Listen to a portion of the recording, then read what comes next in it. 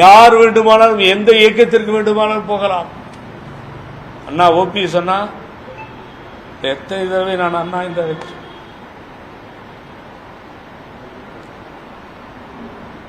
திராவிட முன்னேற்ற கழகம் அவரை சேர்த்துக் கொண்டதையோ முதல்வர் அவரை இணைத்துக் கொண்டதையோ எனக்கு எந்த வருத்தமும் இல்லை. அது அவர் கட்சி. ஒரு முன்னாள் முதல்வர் வருகிறார், அவர் சேர்த்துக் கொள்கிறார்கள். அது அவர்கள் கடமை. அங்கே இருக்கின்ற துரைமுருகன் அருமைக்குரிய அன்பு சகோதரர் பெரியவர், அவர் சொன்னார், வளர்த்தது, படிக்க வைத்தது, ஆளாக்கியது புரட்சி தலைவர் எம்ஜிஆர்.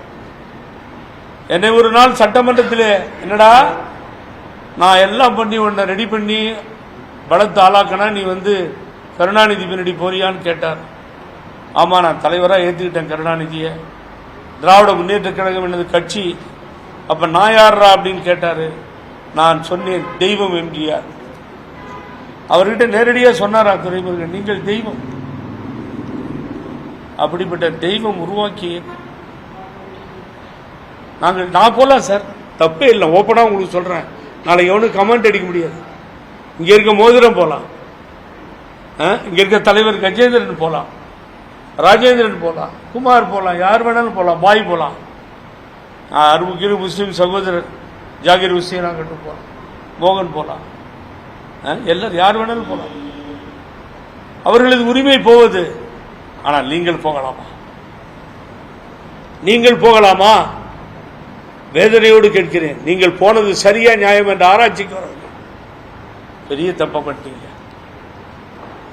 போனது மாத்திரம் அல்ல, நீங்க நினைத்து பார்க்க வேண்டும். ஏன் போனீங்க?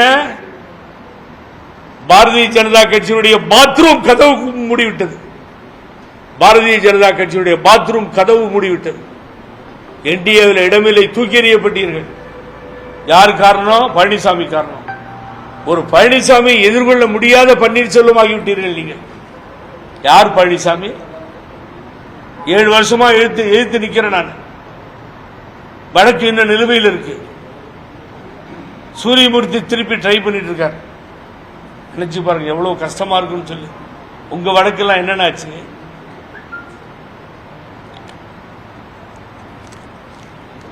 மூன்று முறை முதல்வராக இருந்து இவ்வளவு வரலாறையும் கொண்ட நீங்கள் பிஜேபி சேர்க்கவில்லை என்பதற்காக திமுக போனீர்கள். நாளை பிஜேபி உங்களை அழைத்தால் திமுகவில் இருந்து நீங்கள் செல்ல மாட்டீர்கள் என்பதற்கு என்ன என்ன என்ன பெரிய கேரண்டி கொடுக்க முடியும்? நீங்க அமித்ஷா இருந்து ஒரு போன் வந்தா திருப்பி திமுக இருந்து ஓபிஎஸ் போக மாட்டாருன்னு யாராவது எழுதி கொடுக்க முடியுமா? உயிரை கொடுத்து உங்களுக்காக போராடியதில் நானும் ஒருவர். காரணம் கூட்டு கட்சி விட்டு எடுத்தீங்க. அதுக்கு பின்னாலும் பக்கத்தில் நின்றேன். எனது ஒரே பொது எதிரி எடப்பாடி பழனிசாமி.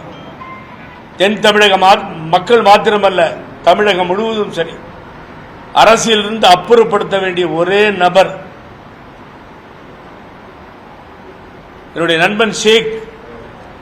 அன்பு தம்பி, எப்பயுமே ரிங் பண்ணீங்கன்னா பாட்டு வரும், போர்க்கண்ட சிங்கம் யார் கண்ட எஞ்சும் என்று சொல்லி.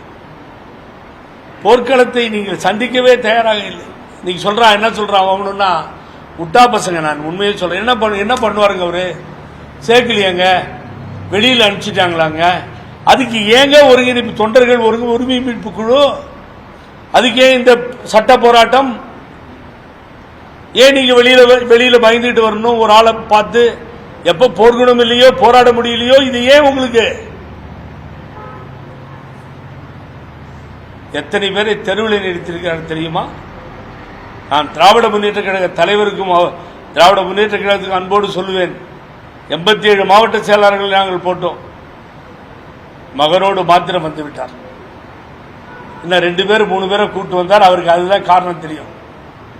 அதுல ஒரு நல்ல மனிதர் புதுவையை சேர்ந்த ஓம் சக்தி சேகர். மீதி பேர்லாம் என்னன்னா ஆனாங்க? நடு ஆத்துல விட்டுட்டு போயிட்டீங்களா? ஒரு இயக்கத்துக்கு போனீங்களே, நீங்க அங்கேயே கூட்டு போயிருந்தா கூட தப்பு இல்லை. ஆனால் அவரிடத்துல சொல்லவே இல்லையே. நான் காலையில் போறேன்ப்பா, உங்களை எல்லாம் கட்டி அழ முடியல, நான் உங்களுக்கு லாயலா இல்லை, ஏமாத்திட்டேன், நான் போறேன் சொல்லியிருக்கலாம். அழறாங்க. நீங்க இன்னைக்கு அவருடைய பதில் என்ன தெரியுமா? நானா கூப்பிட்டேன், என்ன அவர் தான் கூப்பிட்டாரு. என்கிட்ட சொன்னார்னா பதில் வேற மாதிரி வரும். எல்லாத்தையும் நானா கூப்பிட்டேன்.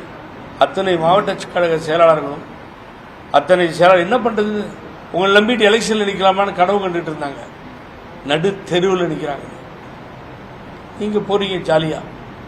ஆகவே நீங்க அங்கேயாவது நீங்க அங்க போய் இருப்பீங்களா அப்படிங்கிறதும் இல்லை. அமித்ஷா போன் வந்த பின்னாடி நீங்க மாறி போயிடுவீங்களான்றது எனக்கு தெரியாது.